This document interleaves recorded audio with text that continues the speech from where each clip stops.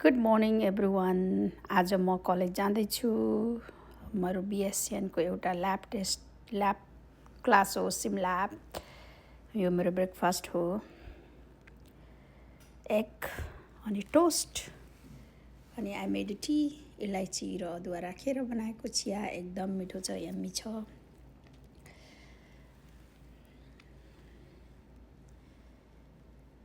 हजुरहरूले बनाउनु भएको होला। एकदम हेल्दी ब्रेकफास्ट खानु जरुरी छ हैन। हेर्नुहोस्, हाम्रो घर यति दुःखले कोभिडमा किनेको घर हो। डेलिसियस,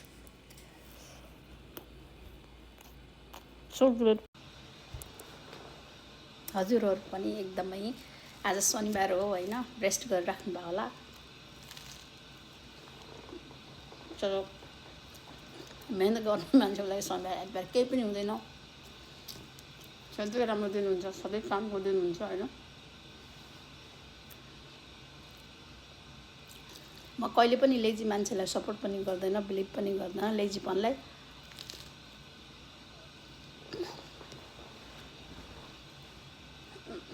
किनभने लेजीपनले आफूलाई बिगार्छ, अरू कसैलाई पनि नाश हुँदैन।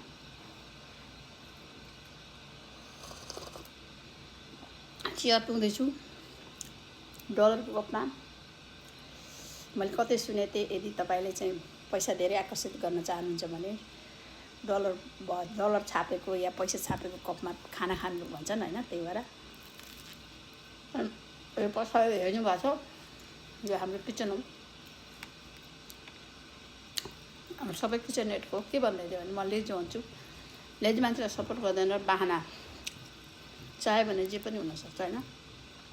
म क्यानाडा आएको लगभग 12 वर्ष भयो।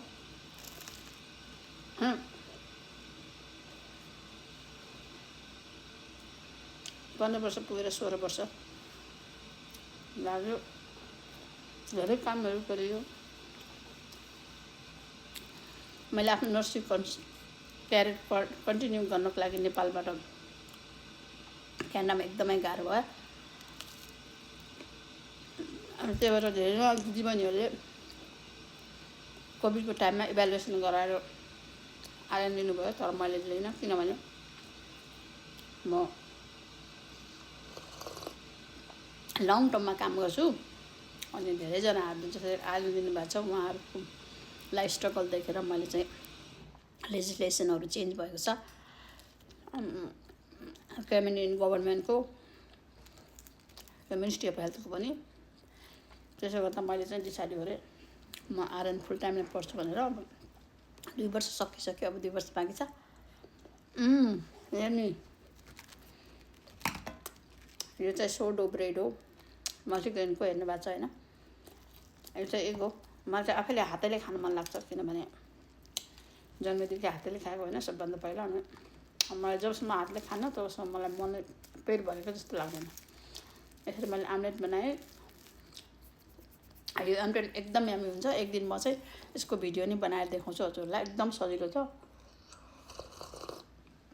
कहिले कहिले हजुरहरूले अन्डाहरू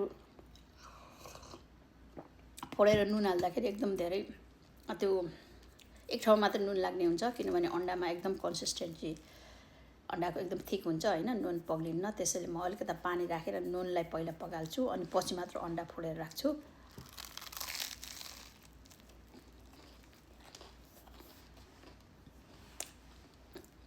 अनि अम्लेटमा हरियो धनियाँ काटेर हाल्नुहोस्। पिरो खानुहुन्छ भने खुर्सानी राख्नुहोस् अलिकता, हरियो खुर्सानी। म जहिले पनि हल्दी राख्छु थोरै, किनभने एन्टिअक्सिडेन्ट हुन्छ होइन हल्दीमा। गुड कुरा हो। अनि त्यसलाई चाहिँ नुन र अलिकता रातो खुर्सानी राखेर स्यालो फ्राई गरिदिन्छु म उसमा, अलिभ ओइलमा। अनि यसरी यम्मी बन्छ होइन, कस्ट इफेक्टिभ पनि। अब म्याकडोनल्डमा खायो भने यसैलाई $10 पर्छ। घरमा बनायो भने हेल्दी पनि, कस्ट इफेक्टिभ पनि होइन। तेल पनि आफ्नो हिसाबले युज गर्नु पाइयो।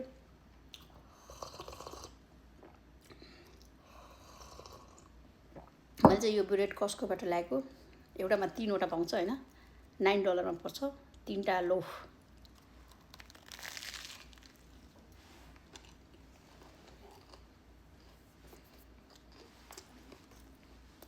म एक्लै खायो भने 15 दिन पुग्छ। अब मेरो फ्यामिलीहरू खानुभयो भने चाहिँ 1 हप्ता। अनि त्यसै गरेर अन्डा 1 क्यारेट ल्याउनु भयो भने $10 $20 भयो होइन। अनि मरमसलाहरू सबै $10 को भनौँ ल भयो भने $30 भयो। $30 मा हजुरहरूले चाहिँ 2 हप्तासम्म ब्रेकफास्ट खान सक्नुहुन्छ।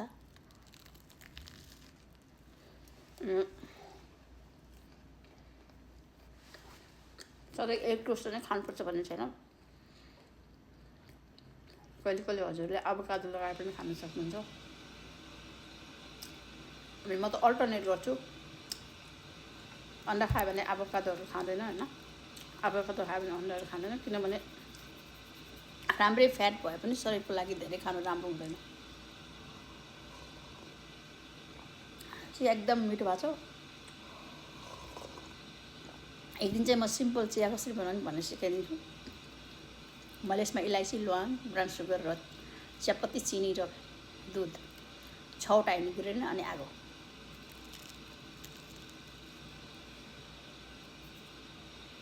सो यानी अब मैले ब्रेकफास्ट खाएँ।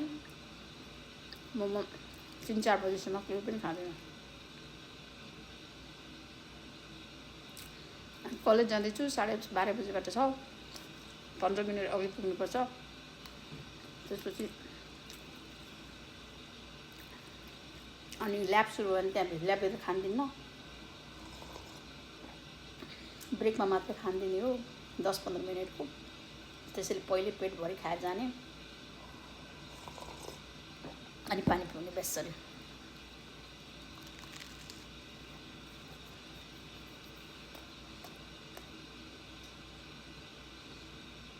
मेरो हजुरहरू सन्चै हुनुहुन्छ होला।